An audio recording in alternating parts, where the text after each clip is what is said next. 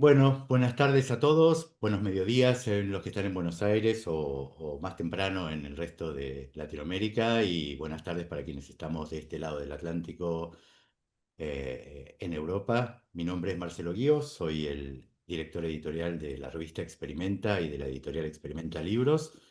Y estamos comenzando hoy un ciclo sumamente interesante, a mi juicio, y espero que también lo sea para todos ustedes, de 14 conversaciones de aquí hasta finales de noviembre con diferentes personas, personalidades, algunos muy conocidos y otros no tan conocidos por muchos de ustedes, en los que vamos a recorrer distintos temas relacionados con el diseño, la comunicación, la creatividad, y es parte de un acuerdo que hemos hecho y trabajando en conjunto entre la editorial Experimenta aquí en España, en Madrid, y la Universidad de Palermo, la Facultad de Diseño y Comunicación de la Universidad de Palermo en Buenos Aires, Argentina. Y este ciclo de webinar tiene como objetivo fundamentalmente poner en valor el pensamiento y la creatividad iberoamericana. Crear de alguna manera lazos, vínculos, contactos, puentes entre diseñadores y profesionales y comunicadores y creativos y publicistas de ambos lados del Atlántico. Sin más, entonces voy a darle la bienvenida a nuestro primer invitado. Tiene el honor y la desgracia, tal vez, de ser el primer invitado en estas conversaciones. Nuestro primer invitado es Samuel López Lago. Voy a leer, aclaro, porque en realidad es muy difícil definirlo a Samuel. Ya van a ver por qué y cuando avancemos a la conversación lo verán mucho mejor. Se dice que es diseñador, que es creativo, que es estratega, que es pensador y es autor de una gran cantidad de libros, que ya van a ver de qué tipo de libros además. Eh, Podemos decir que es un creativo multidisciplinar y también un diseñador estratégico. Cuenta con máster en ingeniería por la Universidad de Córdoba en España y un máster en Certificate en diseño de sistemas por la Cornell University. Actualmente también se desempeña como líder de equipo tecnológico en la Comisión Europea. En este momento Samuel nos está viendo y está conectado con nosotros desde Bruselas. Yo estoy aquí en Madrid y muchos de ustedes están en toda Latinoamérica. Es miembro de la World Academy of Art and Science y consejero de UNESCO para Body and Mind Wellness. Ya también veremos de qué se trata esto del wellness. No voy a ahondar mucho más porque va a ir desgranándose esto en medio de la charla. Eh, Así que lo primero que hacemos es, bienvenido Samuel, gracias por estar con nosotros, es un placer tenerte. El placer es mío, Marcelo, muchas gracias. Bueno, vamos a... El formato, ya saben cómo son los webinars, aquí en los webinars organizados por la Facultad de Diseño y Comunicación. Si tienen preguntas para hacer, lo pueden hacer en el chat. Y en, digamos, los últimos 10 minutos de esta hora que nos tomaremos, lo dedicaremos a responder preguntas en caso que las haya. Y si no las hay, les diremos gracias por todo. Eh, el recorrido de Samuel es un recorrido muy interesante porque combina ingeniería, diseño, estrategia y tiene estudios no solamente aquí en España, sino también estudios internacionales. ¿Cómo dialogan en la práctica las dimensiones de lo técnico, lo creativo y lo estratégico desde tu perspectiva?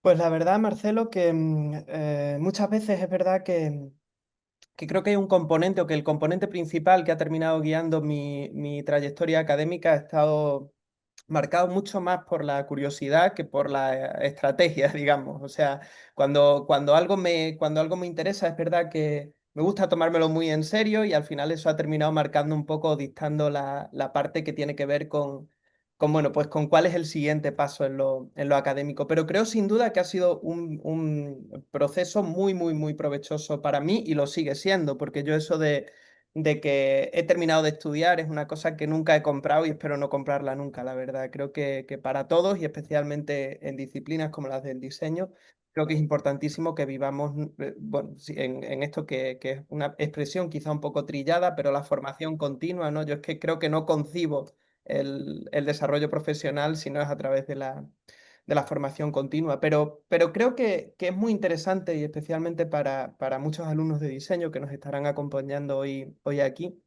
entender que el diseño puede nutrirse de muchísimas disciplinas diferentes. Realmente creo que complementar estudios puramente de diseño con disciplinas más técnicas, como por ejemplo puede ser la ingeniería, disciplinas más artísticas como bellas artes o las artes liberales, psicología, filosofía, creo que eso realmente nutre mucho el pozo que al final, el acervo creativo de los diseñadores. Entonces, en ese caso, creo que al final, a medida que uno va aprendiendo sobre esas disciplinas o se considera un alumno de esas disciplinas, se termina convirtiendo como en un continuo, ¿no? Al final, pues si uno tiene unos estudios más técnicos, pues se dejará impregnar más por pues el rigor de esa disciplina o el enfoque a la resolución de problemas. Si es algo más estratégico, pues aprender a hacer ese zoom out, ¿no? Como dicen los angloparlantes, ¿no? De ser capaz de mirar de mirar los casos de estudio desde una perspectiva más global. Yo creo que al final es una retroalimentación continua la Ujú. y creo que es muy, muy, muy, como decía antes, muy provechosa para los estudiantes de diseño. Hay una cosa que me resulta interesante también, que digo, yo hablo como si no lo conociera a Samuel, pero lo conozco. Pero digo, lo interesante que tiene que ver con qué ha cambiado en ti en este proceso de trabajar para organizaciones internacionales, ya sea en Bruselas, ya sea asesorar a la UNESCO en algo tan diferente aparentemente que del diseño como esto del Body and Wellness Ujú. o el World Academy of Arts.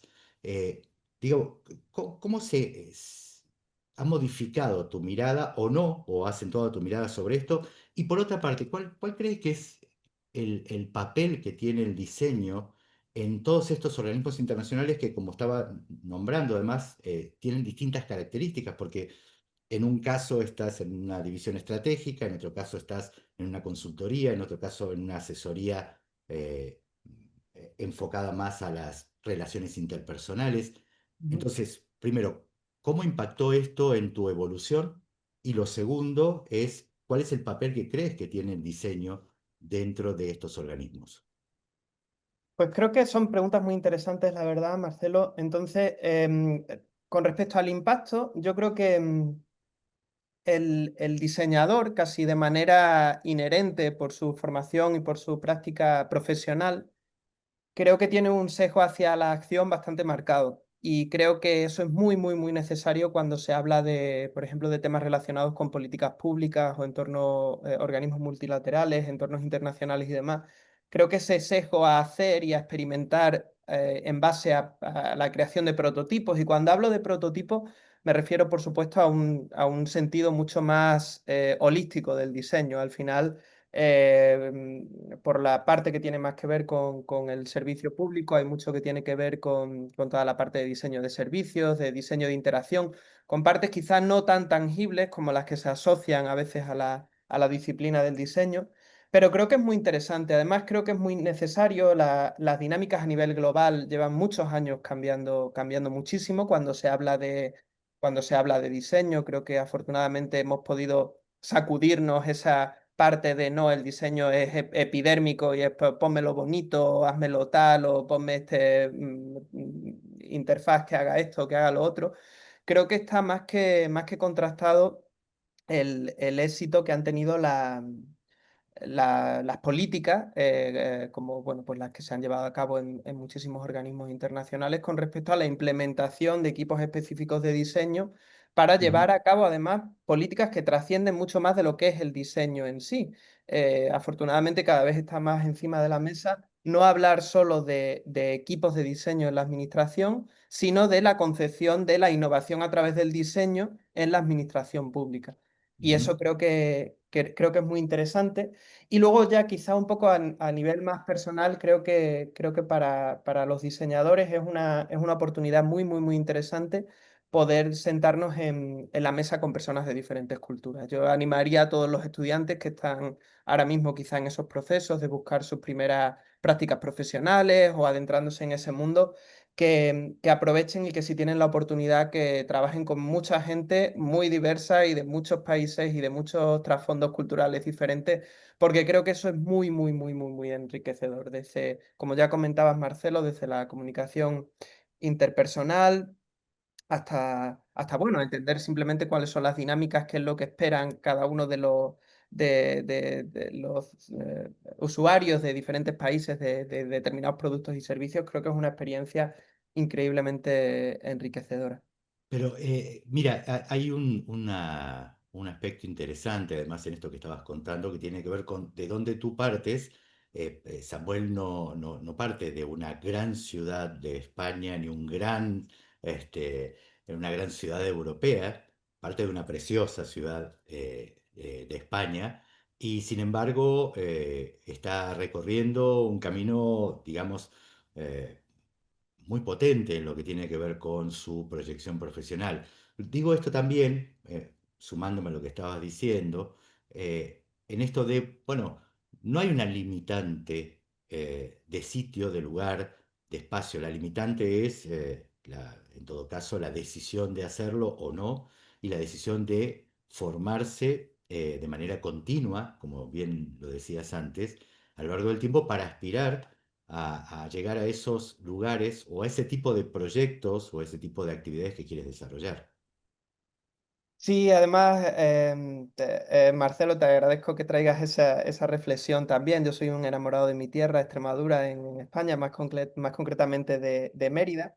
Y es verdad que, bueno, yo me formé en una primera etapa en la universidad pública, en una escuela de arte pública, en la que además recuerdo con muchísimo cariño una conversación que tenía con una profesora de mi escuela de Bellas Artes, con Lourdes, en la que yo, pues con la ternura de mis 18 añitos, le preguntaba, bueno, ¿y las salidas de esto, tal, no sé qué, no sé cuánto? Y además me dijo una cosa que me marcó para toda la vida, creo, y desde aquí le mando un saludo, que es, bueno, las salidas te las tienes que buscar tú, pero como en cualquier sitio. Y realmente me da la sensación que esa frase encapsula muchísimo de la actitud que hay que tener ante la vida. Es verdad que entiendo que, bueno, pues en algunas cosas sí pueden favorecer tu carrera, estar en determinados foros, hacer prácticas en determinados sitios y demás. Pero hay una parte de ser cabezón, que no sé si se entiende en argentino Sí, sí, o no. obvio, No obvio. cabezón Sí, sí. de dimensión, que también un poco, pero de ser como insistente, ¿no? Al final creo que se pueden conseguir muchas cosas tocando a las determinadas puertas, eh, tocando a las determinadas puertas adecuadas e insistiendo, insistiendo, insistiendo. Muchas veces, Marcelo, es verdad que comentabas, ¿no? Algunas cosas sobre mi carrera, pero desde luego en la pequeña biografía esta que te he pasado o en lo que conoces de mí, no hay, no aparecen mis fracasos, que habrán sido muchísimos más que las cuatro cositas que sí que más o menos han salido bien. Pero bueno, sí, doy fe en el caso de Samuel, de que si hay algo que tiene es una voluntad férrea por hacer las cosas, ¿no? Y en esto de el hacer, a este espacio de hoy lo hemos denominado digamos, del diseño, cómo es ir de esto de la intuición al artefacto, ¿no? Desde esa perspectiva, en los procesos de diseño, porque cuando hablamos de intuición, aparentemente los procesos de diseño no intervienen, o bien intervienen en una fase muy de proto, protodiseño, el Ujú. aspecto de la intuición. Sin embargo, la intuición es un aspecto importante dentro del diseño y cómo esto configura luego la idea de una proyección en un artefacto, llamemos artefacto a cualquier tipo de producto de diseño, está claro esto. Eh, Dentro de esto y en tu experiencia, eh, ¿cómo vamos en los procesos de diseño desde la intuición al artefacto? La verdad es que me permití la licencia cuando hablábamos sobre, bueno, qué título ponerle y tal, de que fuese algo quizá un poquito más sugerente, un poquito más fuera de la norma, no tanto dentro de todos estos frameworks que son tan habituales dentro del mundo del diseño. Hablando un poquito de la intuición, porque creo que, y al final conectando un poco con lo que hablábamos al principio, creo que hay una parte de acervo cultural y de saber hacer que es muy importante en la práctica del diseñador. No me gustaría que se entendiese como una intuición casi mística, digamos, por decirlo de alguna manera, sino más como una intuición que surge de de la práctica, de saber escuchar, de quizás saber escuchar las pistas que no son tan em, visibles. Y creo que el diseñador también tiene una responsabilidad casi como descifrador de la realidad, ¿no? Muchas veces en determinadas disciplinas nos obsesionamos con entrevistas a usuarios, shadowing, 800.000 metodologías diferentes, pero creo que hay un componente de, bueno, voy a entender cómo, voy a intentar entender más allá de la prueba, más allá de la evidencia, voy a intentar entender cómo funcionan las cosas.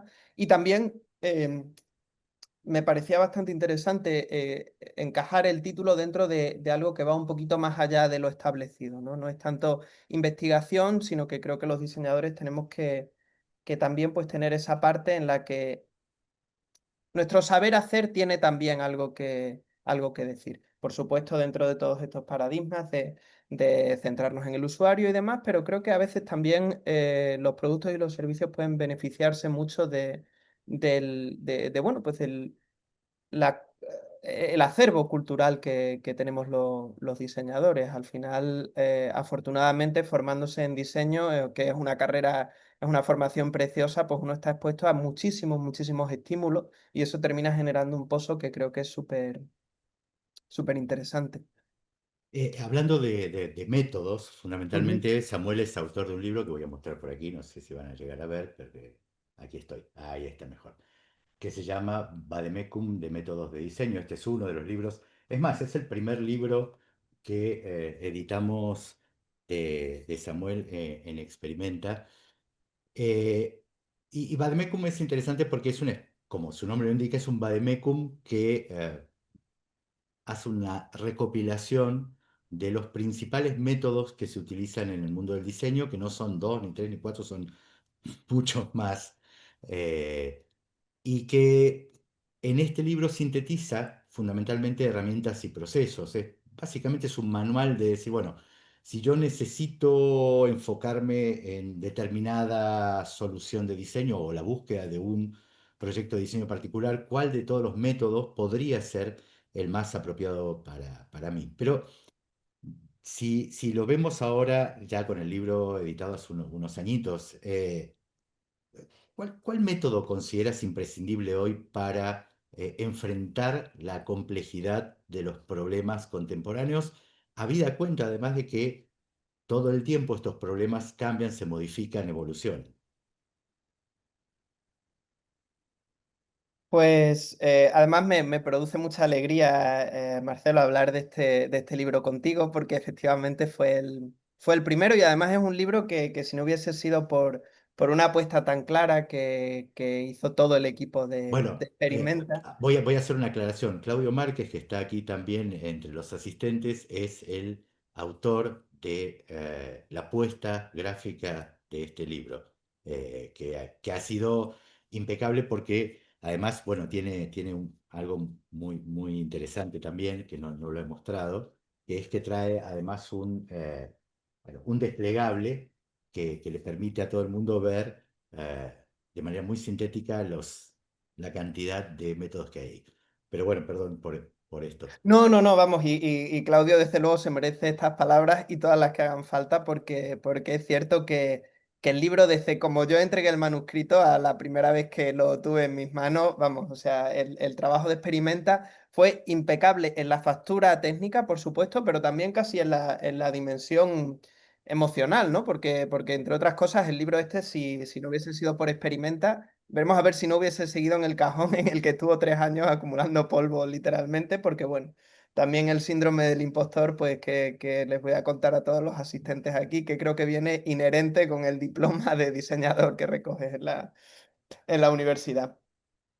Es interesante, a mí me resulta muy interesante hablar de este libro porque fue publicado hace unos años y es verdad que todos cambiamos, ¿no? Y en 5 años, pues, o 4 o 5 años que han pasado desde que se publicó el libro, pues han cambiado muchas cosas también en mi enfoque, en la manera de ver la disciplina, en muchas cosas. Y yo creo que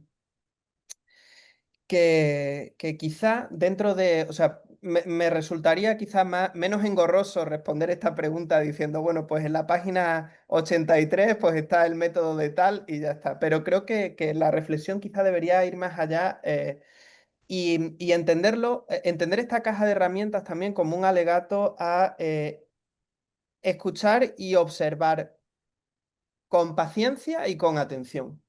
Luego lo de los métodos está súper bien y por favor comprad el libro porque es maravilloso y está maravillosamente ilustrado y merece muchísimo la pena. Pero todos los métodos van a ser muchísimo más provechosos si se observa y si se escucha con atención y si se hace se tiene la voluntad de trascender y entender el contexto, más allá de lo que es la herramienta en sí. El Mira, libro va a ser muchísimo, muchísimo más provechoso si las herramientas se utilizan con la verdadera voluntad de desentrañar los problemas a los que se enfrentan los usuarios. Mira, me das pie para algo, ni que estuviese pactado, pero Ujú, eh, cuando hablabas al principio, hablabas de esta, de la necesidad de tomarse un tiempo, un espacio, la posibilidad de reflexión, y justamente recién acabas de decir también esto de la contemplación, es decir, la forma en que analizamos el problema, que no solamente es una cuestión de digamos, partir el problema en pequeños trozos para entender qué tipo de solución vamos a dar, sino también esta capacidad de observar desde un lugar mucho más relajado, si se quiere, que tiene que ver con la contemplación. Y casualmente o no, este es un eje que atraviesa dos de tus otros libros. ujú. Uno es Clayfulness y el otro es Bruselaxación, vamos a decirlo en español, que es muy interesante. Aquí no, ahí está, ahí lo pueden ver, que además son una serie de mandalas para reflexionar y cada uno de estos tiene un haiku. Este es por un lado, pero por el otro lado, Clayfulness, que está editado en inglés y en español, aquí están las dos ediciones, ahí está, ahí lo se va a ver mejor, que el subtítulo de Clayfulness es Modela el silencio de tu mente. Y es una serie de ejercicios, Clayfulness tiene que ver con una serie de ejercicios con arcilla, lógicamente, cuyo objetivo, ¿cuál es? Pues el objetivo principal, o por lo menos desde la intención con la que yo lo escribí, es reconectar, por una parte, reconectar con un material con el que yo he trabajado, con el que yo he trabajado mucho. Ya son pues aproximadamente unos 12 años desde que tuve la suerte de cruzarme con la gente de Terracota Mérida, que me consta que Marcelo los conoce también y los aprecia. Y empecé a trabajar con un material, empecé a trabajar en el diseño de producto con un material que yo creo que tiene unas cualidades y unos beneficios cuando se pone en práctica que son mucho más interesantes de lo que nos podemos quedar si solo lo entendemos, pues eso, como un material. Y respondiendo precisamente al tema de la búsqueda de la contemplación o quizá también un poco del silencio interior, es que cuanto más pasan los años, yo cada vez entiendo menos la creatividad si no está unida verdaderamente a esa búsqueda bueno, pues, digamos, de qué es lo que yo quiero expresar o cuáles son qué es lo que yo tengo dentro y qué es lo que yo puedo aportar al mundo. Y esto es verdad que tiene mucho de la parte más artística del diseño. Sabemos bueno, que el diseño al final pues tiene que buscar esa funcionalidad entre lo bello y lo útil, ¿no?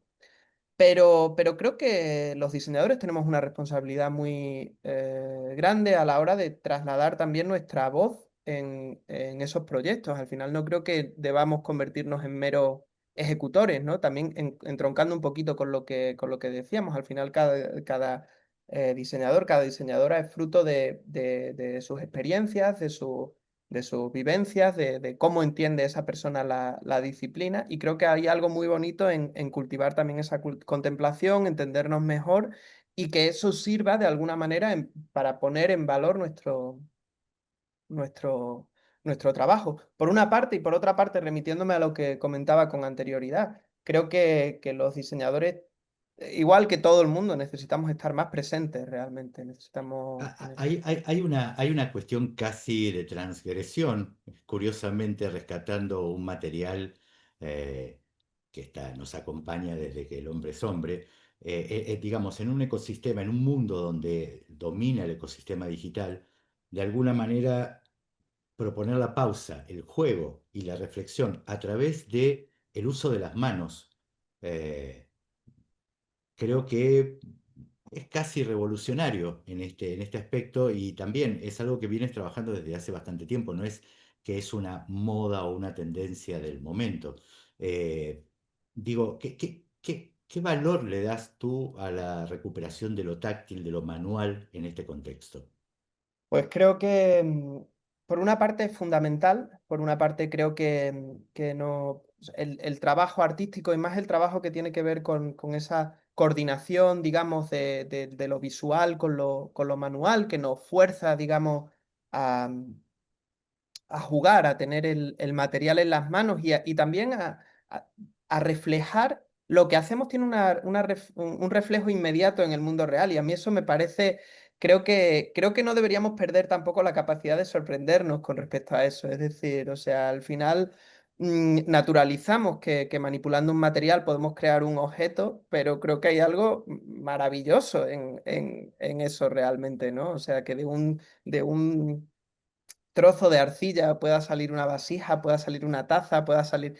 Me parece fascinante. Y luego otra cosa que reflexionaba también cuando escribía el libro y que me parece casi como un poquito, casi una pequeña broma del destino, ¿no? Que es que cuando uno está trabajando con un material como la arcilla, que tiene esa cualidad de, bueno, de embarrarnos, ¿no? Y nunca mejor dicho, es que no se puede atender el móvil si uno tiene las manos llenas de arcilla. Y aunque sea, simplemente yo le recomendaría a la gente que jugara con la arcilla para quitarnos de esa obsesión que tenemos con estar constantemente pensando que nos hemos perdido algo por no estar mirando el móvil cada 5 minutos, cuando realmente no es así. La mayoría de las cosas que nos encontramos cuando desbloqueamos el móvil no son tan urgentes como para estar Co- co- perturbándonos constantemente. este FOMO, digamos, del que tanto se habla hoy, Así es, así es. este miedo a perdernos lo que está pasando. Y hablando del juego y esto que tiene que ver con el hacer con las manos, pero también rescatar de alguna manera el espacio del juego, como yo suelo decir que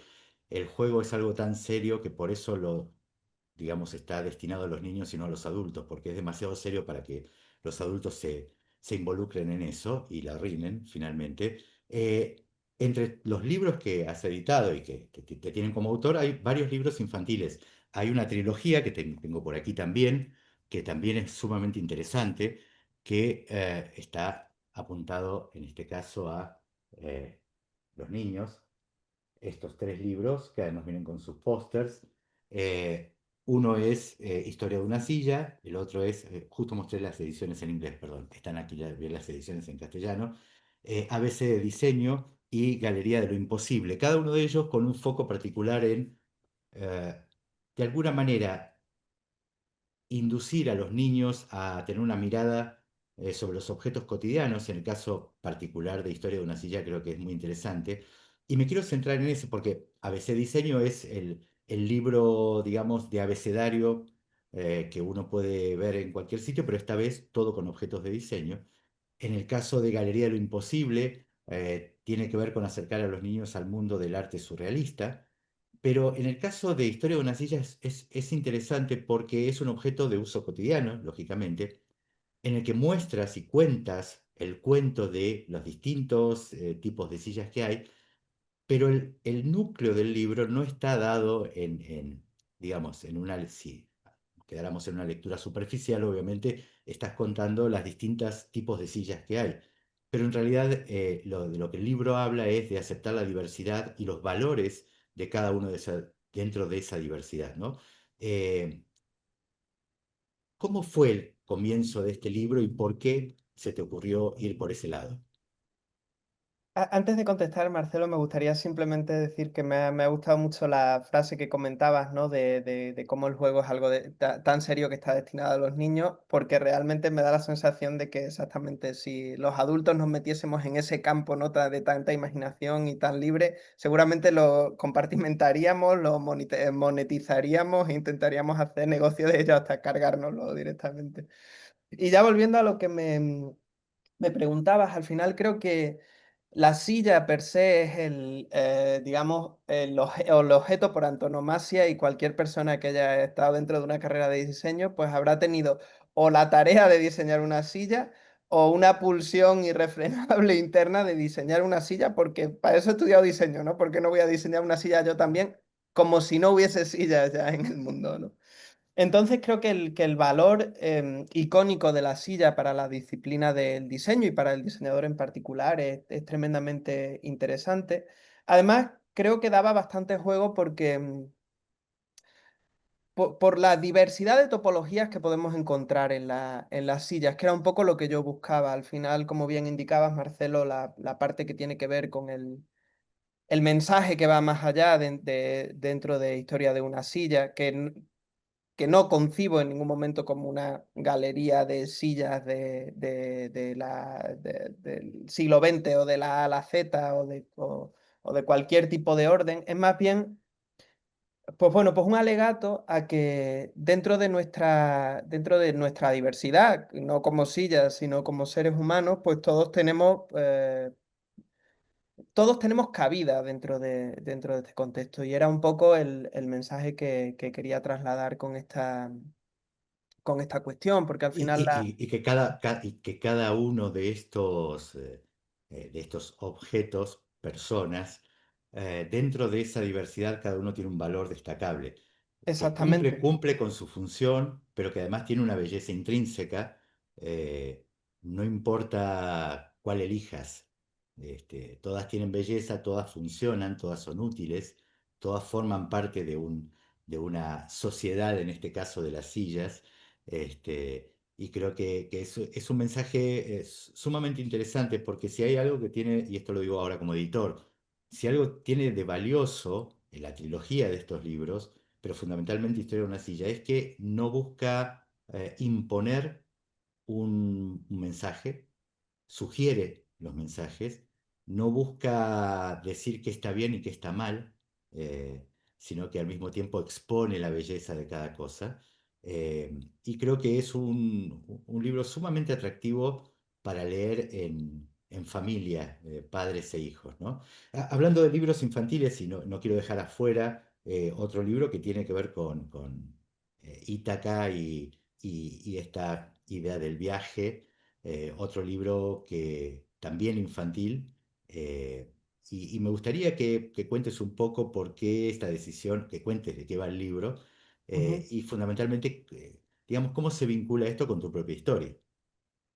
En ese sentido, si me lo permites, Marcelo, me gustaría hablar o como una pequeña puntualización de que los libros infantiles que editamos con Experimenta también incluyen unas páginas, aparte de unos pósteres preciosos que el equipo de diseño de Experimenta con Arda también a la cabeza han resuelto de manera brillante, pero incluyen unas páginas en blanco donde se insta a los pequeños lectores que participen también, porque además, me gusta pensar que los libros, esta trilogía no está completa hasta que los niños y Ah, las niñas ah, ah, ah, no ah, dibujan. Aquí tenemos, y por ejemplo, en el caso de Historia de una silla, que este sí es la edición en español, la pregunta ahí es, ¿y ahora cómo imaginarías tu silla ideal? ¿No? Es decir, invitando ahí al pequeño lector, bueno, y aquí está parte del póster que ilustra, bueno, es un póster más grande que ilustra las distintas sillas y en cada caso. Pero bueno, ahí tiene que ver con esta invitación al juego y a la participación, ¿no? Además, hace un par de años tuve la oportunidad de impartir unos talleres con el Instituto Cervantes, donde hicimos, bueno, pues unos ejercicios en los cuales a los niños se les daban unas especies, pues bueno, se les repartían las ilustraciones y se les instaba a hacer sus propios collages con todos los objetos que aparecían en los libros y salieron unas cosas verdaderamente impresionantes, ¿no? Es alucinante la capacidad de imaginación que pueden llegar a tener los niños cuando se les da la libertad de poder crear sin barreras, ¿no? Además, sin miedo a salirse del folio, a colorear lo que les diese la gana o a utilizarlo de la manera que ellos considerasen lo más oportuno. Y bueno, con respecto al libro de Ítaca, de mi pequeño Ulises, que está editado con la editora regional de Extremadura, a los cuales les mando también un saludo. Tiene algo de, por un lado, bueno, por supuesto está inspirado en Víctor, mi sobrino, que nació, pues cuando yo recibí la noticia de que iba a nacer, pues lo primero que hice fue, pues bueno, pues como no voy a estar todo lo cerca de él que me gustaría, pues le voy a dejar un libro para que tenga la oportunidad de que se lo lean en casa. Y bueno, inspirándome un poquito también en su historia, la historia de mi hermano y de su pareja, de Silvia, pues decidí dejarles pues eso, un regalo que pudiesen leerle y releerle a Víctor. Y es, bueno, una adaptación del poema Ítaca de Constantino Cavafis, que básicamente es una visión contemporánea de Ítaca, y yo lo que hice fue hacer una visión para niños sobre esa visión contemporánea, que al final se resume en algo muy bonito, que es que lo que trata de reflejar el poema es que el viaje es mucho más importante que el destino. Y creo que eso es algo también muy provechoso para muchos de los alumnos que tenemos hoy conectados, seguro, porque los años que pasan tras la formación universitaria, estos años que muchas veces parece que tenemos cargados de trabajos y un poco agobiados y tal, posiblemente sean uno de los mejores años de nuestras vidas, o por lo menos lo vemos así los que estamos ya trabajando, ¿no? Y ahora Entonces, que estamos hablando de esto de imaginar, eh, ¿qué papel juega esta imaginación en un mundo del diseño que tiende a encasillar al diseño justamente más como una herramienta de innovación tecnológica o una herramienta de negocio? Eh, ¿Cuál es el lugar para la imaginación en esto? yo es que estoy convencido de que la imaginación es el regalo más grande que se nos ha dado a la humanidad realmente. Entonces creo que voy a estar un poco sesgado a la hora de, de contestar sin dar aquí sin montar un manifiesto de por qué deberíamos imaginar más. Pero realmente creo que igual puede sintetizarse diciendo que no son incompatibles. Creo que es bueno imaginar.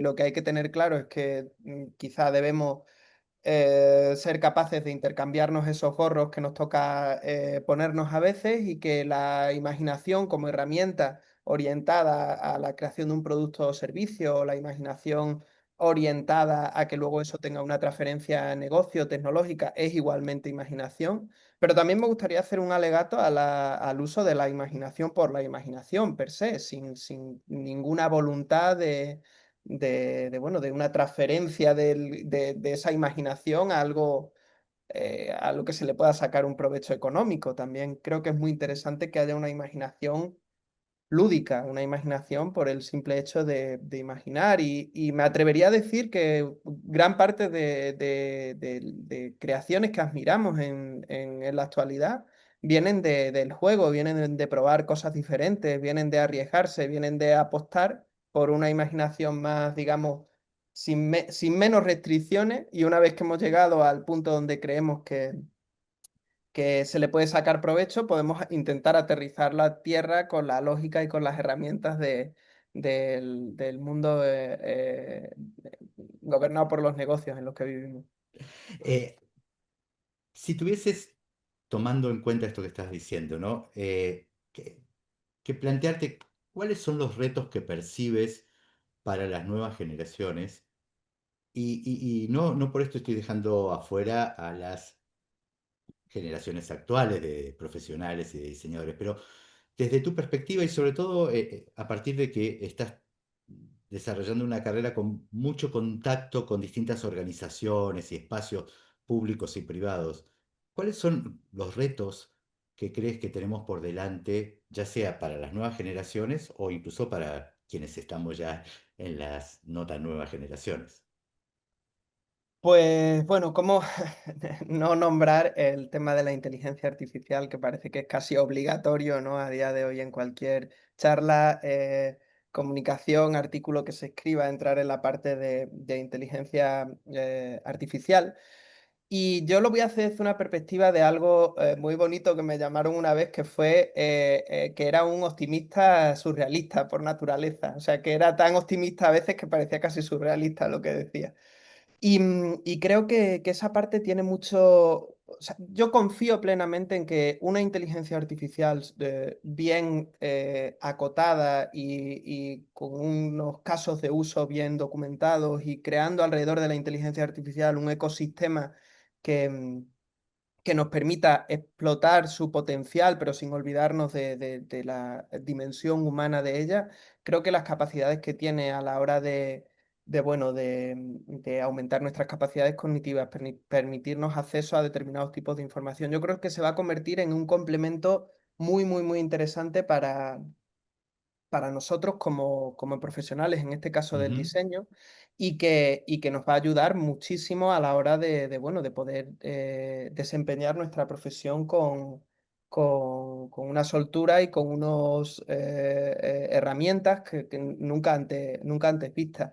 Creo que nos va a permitir también multiplicar el alcance a la hora de resolver estos problemas y va a generar, por supuesto, una brecha que va a ser difícil de solucionar en algunos casos. Pero creo que el diseñador, la diseñadora del futuro debe posicionarse como la gente que sea capaz de construir puentes entre este acceso salvaje a un conocimiento que incluso puede estar contaminado por las fake news y demás, y bueno, pues información que no sea válida y ser capaz de discernir dentro de esa selva que se va a generar y ser capaz de extraer ese valor y esa parte que tiene que ver bueno, pues con utilizar todo ese panorama que tenemos a nuestro alrededor en función de un servicio que podamos brindar a la sociedad desde la voluntad de construir algo. ujú. Y justamente partiendo ahora de esta complejidad de un mundo cada vez más, en donde la tecnología domina cada vez más, ¿cuál es el lugar que debe ocupar, a tu juicio, el bienestar Ujú, personal, digo esto, el físico, el emocional, el mental, en la práctica del diseño y en la propia vida de los diseñadores, considerando además que vamos a ser realistas, es una profesión en la que obtener cierto bienestar físico, mental y emocional es bastante complejo, ¿no? Pero ¿cuál es el lugar que debería ocupar esto y cómo podríamos hacer que este espacio de bienestar se incorpore a nuestra visión de la profesión? pues además, Marcelo, gracias por traerlo a traer este tema a la palestra. A mí es un tema que me interesa muchísimo y que lleva preocupándome muchos años hasta el punto que para solucionar la lucha interna que tenía con ello, al final he terminado estudiando psicología simplemente por entender mejor qué es lo que... Porque creo que hay una parte del bienestar de los diseñadores que es fundamental. No sé si por la parte intrínseca que tiene que ver con la propia disciplina del diseño en muchas ocasiones, que suele ser una disciplina pues que pues históricamente la parte que tiene que ver con que se tiene en determinados aspectos empresariales, se tiene la parte bueno, de que todo el mundo puede tener una opinión y un juicio sobre el diseño y a veces eso al final creo que termina suponiendo una carga. Luego, por supuesto, la responsabilidad que tenemos de los diseñadores de poner en valor el diseño y de hacer ver al cliente y a la sociedad que es algo que tiene que trabajarse y que tiene sus tiempos y que tiene sus espacios, y luego entra dentro de la parte que tiene que ver con que el trabajo creativo normalmente no es lineal. O sea, es difícil concebir o estimar cuánto va a tardar en solucionarse algo que depende en muchas ocasiones de una chispa, ¿no? O sea, si la chispa no viene, se puede adelantar por otro lado, pero muchas veces las ideas desafortunadamente no responden a la lógica de cadena de producción donde tú sabes que con determinados inputs vas a tener un output, ¿no? Yo creo que debería ser un problema capital del que los colectivos de diseñadores y los profesionales del diseño deberíamos hablar más. Afortunadamente, creo que durante los últimos años se está perdiendo mucho que tiene que ver con la parte del estigma que ha tenido la salud mental durante muchísimas décadas. Cada vez se habla más. Y ojalá se siga hablando en todos los foros posibles, porque creo que no hay progreso sin que el progreso, no hay un progreso real si el progreso no está ligado al bienestar humano. Todo lo demás, pues bueno, no deja de ser un espejismo realmente. Bien, y ya nos va quedando poco tiempo, entonces te quería ah, hacer una última pregunta antes de pasar. Voy a ver si encuentro los chats, porque no los veo por aquí, si alguien quiere hacer preguntas. Eh, si tuvieras que condensar, después de todo lo que hablamos, tu visión del diseño o tu visión en una frase que combine justamente el diseño, la contemplación, la estrategia, ¿cuál sería? Pues, me temía que esto iba a pasar en algún momento, Marcelo, y creo que me he venido, o sea, no soy capaz de condensarlo, de conectarlo con alguna frase, pero sí que me gustaría recoger algunos términos que han salido que han, o, bueno, de los que hemos hablado coyunturalmente. Creo que diseñar tiene mucho de observar y de escuchar. La complejidad, porque realmente observar y escuchar la complejidad me gustaría que se entendiese como esa mirada que tiene el diseñador muchas veces de intentar mapear para luego ser capaz de sintetizar, ¿no? Y de hacer ordenar cuáles son las partes que pueden intervenir en un problema para convertirlo en algo más abordable. Luego me gustaría hablar de imaginar futuros posibles, porque creo que es algo, por lo menos a mí, lo que me hizo enamorarme irremediablemente y de por vida por el diseño fue esa capacidad de imaginar futuro, ¿no? De ver en una pella de arcilla, ser capaz de ver un vaso o en una problemática social, ser capaz de ver un problema en el que se puede diseñar un servicio para ayudar a las personas. Y luego dos cosas que creo que son fundamentales y que espero que siempre el diseño siga evolucionando con la parte, teniéndolas a las dos en cuenta, que por un lado tienen que ver con la belleza, con lo estético, que creo que muchas veces desde un enfoque más utilitarista del diseño es como, bueno, hay que producir, producir, producir. Creo que la belleza es una de las cosas que hace que merezca estar en la pena, merezca la pena estar en este mundo y con propósito, es decir, algo que trascienda un poquito más allá. Ordenándolo sería escuchar con calma la complejidad e imaginar futuros para darle forma con belleza y propósito. Muy bien, me Por parece decir una algo, Marcelo, definición ¿eh? excelente. No, y adhiero algo a esto. Ya puedo ver los chats, les aviso a todos. Y ya tengo preguntas, así que ahora vamos a eso rápidamente. Eh, el rol de la belleza, tal vez eso nos va a quedar para otra conversación en otro momento, pero creo que muchas veces dejamos de lado la belleza como un valor. Y no estamos hablando de una belleza superficial, ¿no?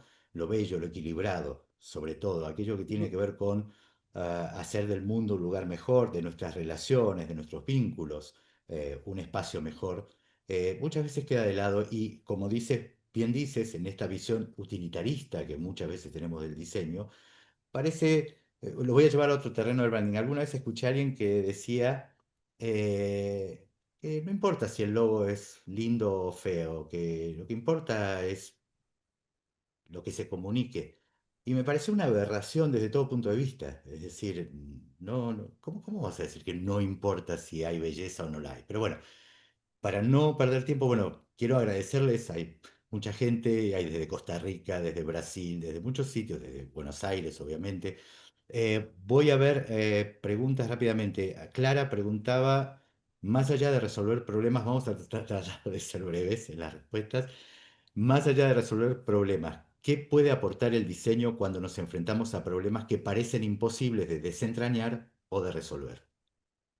Creo que es una pregunta muy, muy certera además y algo que me parece súper interesante y trato de verdad de no enrollarme mucho, pero creo que es el cultivo de esa mentalidad de diseñador en la cual me gustaría también romper una lanza con respecto a la mentalidad del diseñador, que no es que la hayamos inventado los diseñadores, la mayoría de los instrumentos y de esas metodologías que también aparecían en el Vademecum y tal, son herramientas que vienen de muchísimas disciplinas, de la psicología, de la antropología, de disciplinas humanistas, de la ingeniería.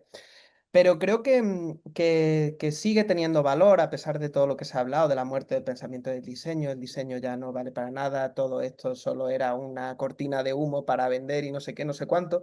Creo que la capacidad que muchas veces tiene, al menos la metodología del proceso de diseño a la búsqueda, cuando tiene que ver con los procesos de abstracción para entender un problema, em, terminar partiéndolo en problemitas más abordables y dentro de esos problemas más abordables poder encontrar la manera bueno, de atajarlos y de resolverlos y que a su vez la suma de las partes termine contribuyendo a la resolución del todo, creo que es algo que los diseñadores, sea porque es casi la metodología con la que más trabajamos o porque es lo que la narrativa que nos hemos construido a nosotros mismos, creo que es algo que sí que se puede aprovechar. De hecho, hay muchísimas iniciativas que tienen que ver con el diseño como vehículo, por ejemplo, en la administración pública para abordar pues, políticas públicas más centradas en las personas y demás. Y la evidencia está ahí. Son propuestas que funcionan y cada vez más países más países y más instituciones multilaterales están apostando por equipos de diseño para reenfocar problemas a los que se habían enfrentado tradicionalmente sin esas herramientas más creativas, digamos, ¿no? Ujú. Sigo rápido porque así nos da el tiempo. Abel Navarro es español, vive en Brasil, trabaja como UX Writer para la TAM y dice que ve que los colegas se enfrentan a un gran desafío, tener que trabajar junto a equipos y profesionales de distintos países. ¿Hasta qué punto piensas que es importante saber circular y entender las diferencias culturales para adaptarse a estos entornos de trabajo cada vez más globales? Y dice, si se me permite una segunda, tuve la suerte de tenerte como profesor en un módulo de psicología y diseño. ¿Se aprende más como alumno o como profesor? Bueno, Abel, un saludo. Me alegra verte por aquí. Espero que haya sido como poco igual de provechoso que ese módulo de psicología y diseño. Con respecto a la primera pregunta, es que al final, si hacemos una concepción de cualquier profesión sin tener en cuenta todo el aparataje de lo que tiene que ver con trabajar en equipo, entender que sin unas bases que son prácticamente para mí innegociables, es difícil que nuestra práctica profesional pueda llegar a buen puerto. Creo que es fundamental cultivar una actitud de trabajo colaborativo y de voluntad de además entender los diferentes lógicas de las diferentes disciplinas que están involucradas en un proyecto. A lo que me refiero es que creo que en los tiempos del genio creativo, que está completamente aislado de todo y que lo único que espera es llegar y decir esto se hace así, así, asado, creo que hace mucho tiempo que no funcionan ya y la actitud para mí por lo menos tiene un peso fundamental. Y esto es una cosa que se aprende, me atrevería a decir, principalmente con voluntad. Con voluntad de entender esas lógicas y con algo que trascienda también un poquito más allá del propósito de negocio. Creo que al final todo en el mundo de lo empresarial, en el mundo académico, todo es personal, de alguna manera o de otra, porque para bien o para mal nos pasamos un tercio de nuestra vida en el trabajo y si descontamos las 8 horas que espero que todo el mundo de aquí duerma, nos pasamos la mitad del día trabajando. Entonces creo que todo es personal y que la parte interpersonal tiene una importancia fundamental. Y con respecto a que si se aprende más como alumno o como profesor, yo voy a defender como profesor a capa y espada. Aparte de que fui profesor durante un tiempo, hace muchos años, no he dejado de serlo nunca porque he estado involucrado de alguna manera o de otra en charlas, en seminarios, en cursos y demás. Y creo que la mejor manera de entender algo con la profundidad que se merece un tema que nos interesa es sintetizarlo y contárselo a alguien. Además, hay un ejercicio que me gusta mucho, que es contarlo como si se lo explicases a un niño y contarlo como si se lo explicases a un anciano. Porque creo que además te permite tener como un abanico de lo que es en realidad lo que estás tratando de explicar. Así que muy certera la pregunta. Muchas gracias, Abel. Y tengo aquí, bueno, Esteban pregunta cómo el hacer y el saber hacer deja de ser un proceso de protodiseño que está muy arraigado en la intuición. No me queda muy clara la pregunta, Esteban, eh, pero trataremos de ver a qué te refieres con esto. El hacer y el saber hacer deja de ser un proceso de protodiseño que en todo caso está muy arraigado en la intuición, entiendo. Si el hacer y el saber hacer está arraigado en la intuición. Sí, yo creo que si entiendo bien la pregunta, además, Esteban, muchas gracias por tu comentario. Creo que hay una parte en la que está muy arraigada a la intuición y creo que es parte de la narrativa que hemos intentado cultivar en las charlas estas que estábamos teniendo.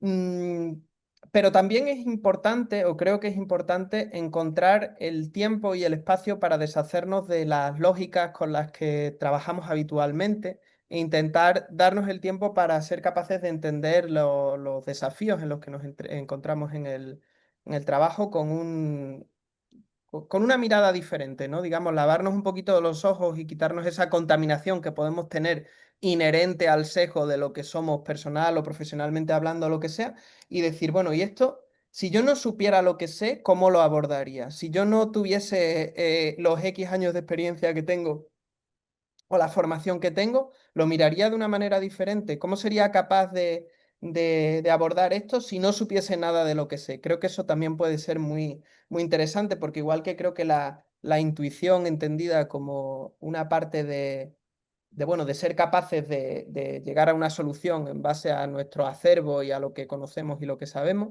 es súper interesante, también es súper interesante desnudarnos completamente de ella y abordar las cosas como si no supiéramos nada, ¿no? Porque igual, Bien, en realidad, igual no sabemos nada y directamente. una última de un minuto, pero que de alguna manera ya fue respondida antes por ti. Ujú. ¿Cómo imaginas el impacto de la inteligencia, dice Marcelo Otero, de la inteligencia artificial en el diseño y la profesión en sí? ¿No? De algún modo, Gracias por la pregunta, Marcelo, por intentar ser breve. Pues lo imagino de manera muy positiva. Creo que nos va a Ujú. ayudar mucho. Creo que nos va a permitir alcanzar cotas de ejecución y de creatividad que nunca hemos visto con anterioridad. Y yo me mantengo o intento mantenerme positivo independientemente de las noticias que se leen con respecto a la inteligencia artificial, que muchas veces no son esperanzadoras. Creo que nos va a ayudar mucho y que cambiará, no de manera disruptiva, porque esto de la disrupción y tal, lo hemos escuchado, pues bueno, la máquina de vapor también fue disruptiva en su momento y se iba a llevar por delante todos los trabajos y tal, pero yo creo que nos va a ayudar mucho y creo que va a merecer mucho la pena abordarlo con la ilusión que merece algo que al final está ahí para ayudarnos hasta que se demuestre lo contrario. Bueno, y además Por porque eres, supuesto, de manera, perdón, por supuesto, por meter la nota a pie de página al final, por supuesto, desde una perspectiva ética y entendiendo las problemáticas a las que se enfrenta también la parte del uso de la inteligencia artificial de manera indiscriminada, ventilándose trabajos que están protegidos por derechos de autor y demás. Creo que también hay que tener una perspectiva crítica. Pero yo hablaba siempre desde la parte de la visión desde fuera, digamos, ¿no? O sea, creo que al final del maratón este que se está recorriendo con la inteligencia artificial, creo que será provechoso. bien, iba a decir que, bueno, tienes una mirada positiva porque, como bien dijiste, eres un optimista surrealista en algunos casos, así que tu mirada sobre la inteligencia artificial no podía ser otra que optimista. Y yo coincido contigo.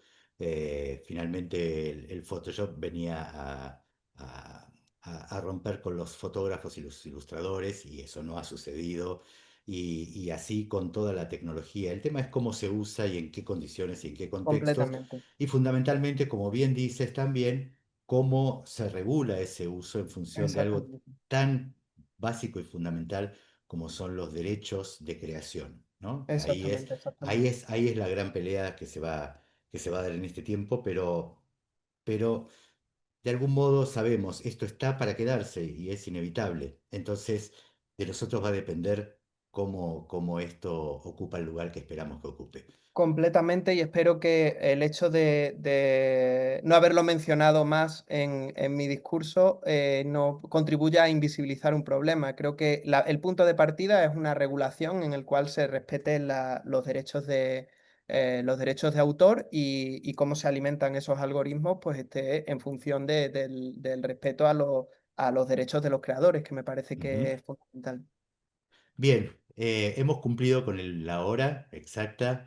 Eh, Quiero agradeceros a todos, agradecerles a todos por estar presentes. Fueron muchos, muchos más de los que suponíamos que iban a estar en esta primera en este primer encuentro organizado por la Facultad de Diseño y Comunicación de la Universidad de Palermo y la revista y editorial Experimenta de Madrid. Nuestro primer webinar, diálogo de diseño con Samuel López Lago. Como han visto todos, una persona muy difícil de definir, una visión multidisciplinar y una persona encantadora en muchos aspectos, con la que siempre es un placer enorme conversar. Así que gracias, Samuel. Muchas gracias y por supuesto si a alguien se le queda una pregunta en el tintero o cualquier cuestión puede encontrarme en mi correo electrónico que es samuel@lopezlago.es o en LinkedIn o en cualquier red social, para bien o para mal, como el apellido que tengo es un poco peculiar, no hay muchos López Lago en España con apellido compuesto, todo lo que encontréis bajo el nombre de Samuel López Lago es mío, sea bueno o sea malo, o sea que... No, creo que todo lo que hay es bueno, pero bueno, también me cubro las espaldas. Claro que Muchísimas sí. gracias, Marcelo, también por esta conversación y por brindarme siempre no solo tu guía y tu dirección en el mundo editorial, sino también tu amistad y, por supuesto, gracias a todos los asistentes por vuestro tiempo. Espero que haya sido de provecho. Claro que sí. Gracias a todos. Los esperamos el próximo jueves a la misma hora en este canal de la Facultad de Diseño y Comunicación de la Universidad de Palermo para un nuevo diálogo webinar Palermo Experimenta. Gracias a todos. Chao.